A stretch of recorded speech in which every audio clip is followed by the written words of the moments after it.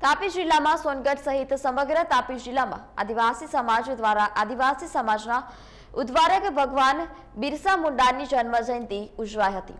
આ પ્રસંગે સોનગઢના આદિવાસી ભવન અને સોનગઢ ભાજપા દ્વારા કાર્યાલય પર બિરસા મુંડાની પ્રતિમાને પુષ્પાંજલિ અર્પણ કરવામાં આવી હતી। નગરપાલિકાના પ્રમુખે આદિવાસી સમાજને એક થવાની હાકલ કરી હતી અને બધાની નવા વર્ષની શુભકામના પાઠવી હતી।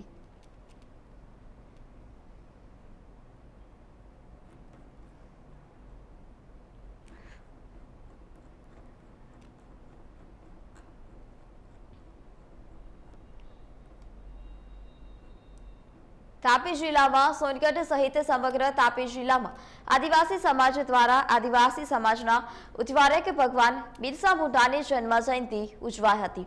આ પ્રસંગે સોનગઢના આદિવાસી ભવન અને સોનગઢ ભાજપા દ્વારા કાર્યાલય પર બિરસા મુંડાની પ્રતિમાને પુષ્પાંજલિ અર્પણ કરવામાં આવી હતી। નગરપાલિકા પ્રમુખે આદિવાસી સમાજને એક થવાની હાકલ કરી હતી અને તમામને નવા વર્ષની શુભકામનાઓ પાઠવી હતી। તો મહત્વનું છે કે બિરસા મુંડાની જન્મજયંતિની ઉજવણી કરવામાં આવી હતી અને તમામ આદિવાસીઓને એક થવાની હાકલ કરી હતી। જ્યારે કાર્યકર્તાઓ અને ભાજપના કાર્યકર્તાઓ દ્વારા ભગવાનને પુષ્પાંજલિ અર્પણ કરવાનો કાર્યક્રમ યોજાયો હતો અને તમામ આદિવાસીઓને એક થવાની હાકલ કર્યા બાદ તમામને નવા વર્ષની શુભેચ્છા પાઠવી હતી।